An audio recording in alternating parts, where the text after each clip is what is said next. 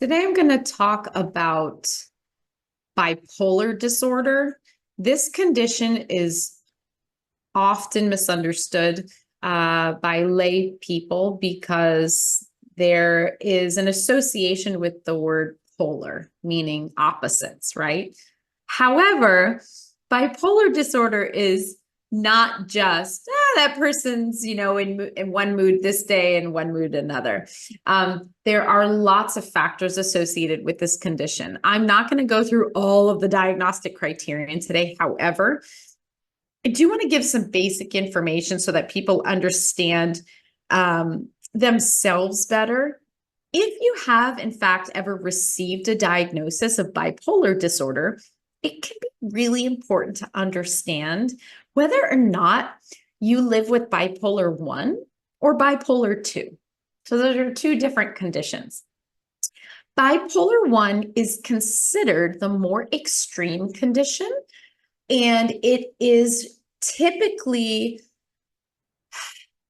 associated with a manic episode that typically will break at a certain point. There are a lot of factors that attribute to someone having their first manic episode in life. It does tend to happen in the early 20s for most individuals. That's not always the case statistically. But with bipolar disorder, the condition itself can be very, very easily managed and treated. And that's the great news. I love telling that to my clients. It's one of the easiest conditions to navigate because bipolar disorder is a chemical imbalance in the brain. So we utilize and rely heavily upon psychotropic medication. And medication gets a really bad reputation. There are all different types of medications, and there's all different types of dosages. So when an individual is diagnosed with bipolar 1, that means that they meet certain diagnostic criterion and they may have experienced an actual manic episode in which was accompanied by destructive or possibly sabotaging behaviors or maladaptive patterns. There are also a number of other factors, such as sleepless nights in a row. And the brain chemistry can only take so much stress until it reaches a place in which it says, I'm on overload. So what happens with bipolar 1 is thoughts start to race very fast, and we can start to experience almost a disconnect from our perception of what we can trust as something that is considered functional versus perhaps grandiose. So let me give a concrete example. In a manic episode, a person might believe that they don't need to ever go to school because they have all of their knowledge within themselves, and therefore they have enough skill to just go and teach whatever they believe. Now, when we hear that, we might think, I know lots of people who teach things and they didn't go to a formal school. They might have a set of skills in which they teach. It's different when a person out of nowhere decides that they have a rush of ideas. It's called a flight of ideas, and they've convinced themselves of all these kind of very grand plans. And in a manic episode, people can make unhealthy decisions. So perhaps they have a multitude of sex partners in one day, or perhaps they spend hundreds of dollars on an expensive piece of equipment that they don't need, or an outfit that they would typically not purchase for so much money. Perhaps they withdraw a ton of money from their ATM. So the choices that are made in a manic episode will result in some type of discomfort or impairment in their life.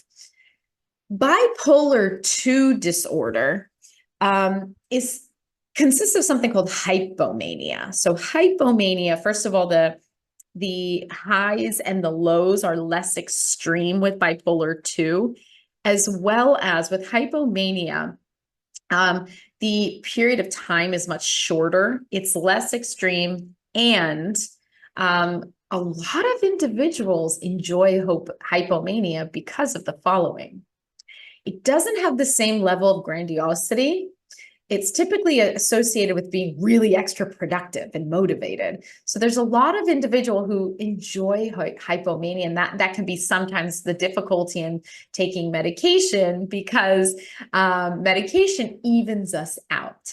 So some individuals really enjoy the hypomania because they can say, I cleaned my whole house, right? And that's productive. There's not anything destructive. Perhaps you finished your term paper. Perhaps you finished your dissertation. Perhaps you finished writing your case notes. So typically a lot of clients that I work with, it's kind of an extra surge of energy. Now, the drawback is, whether it's a manic episode or whether it's hypomania, sleeplessness and lack of consistent sleep patterns, as well as not sleeping through the night, these are all factors associated with bipolar disorder.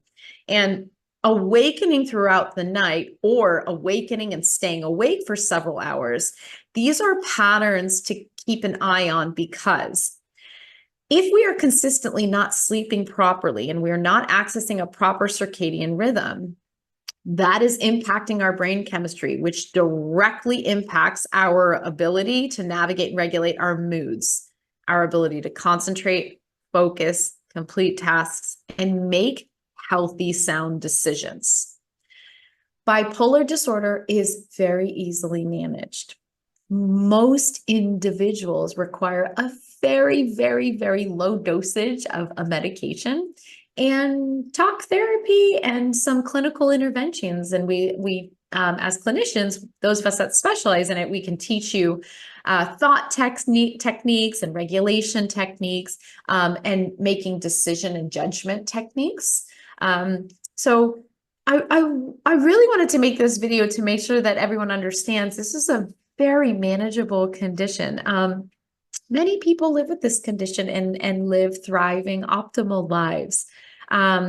In the 90s and the early 2000s, it had quite a stigma attached to it. So I'd like to destigmatize this.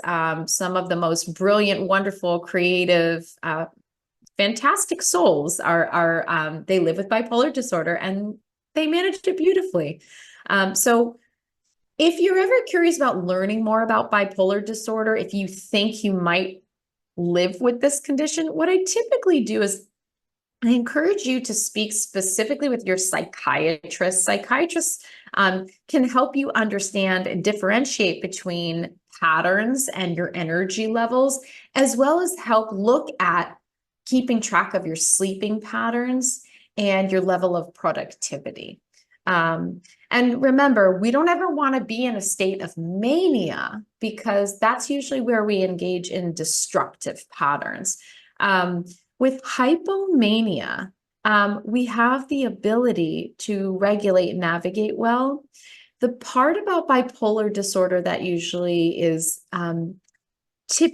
difficult to manage are the lows.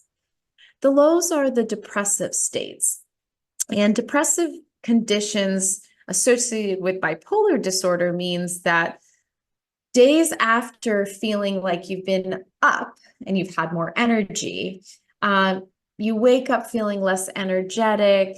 You kind of feel like you're foggy in your mind. Your thoughts are slower. You might have a decreased appetite, might have decreased focus and concentration, and you feel less happy. With the depressive states, that's really where effective coping mechanisms learned in therapy come in, because there's a lot of strategies and techniques we can teach you for those days to redirect the thoughts, so that when your chemistry is changing, your brain chemistry is that, oh, I woke up not feeling emotionally great, you're able to redirect your thoughts. To learn more about bipolar disorder, there's lots of literature online, but I would start with speaking with your psychiatrist first.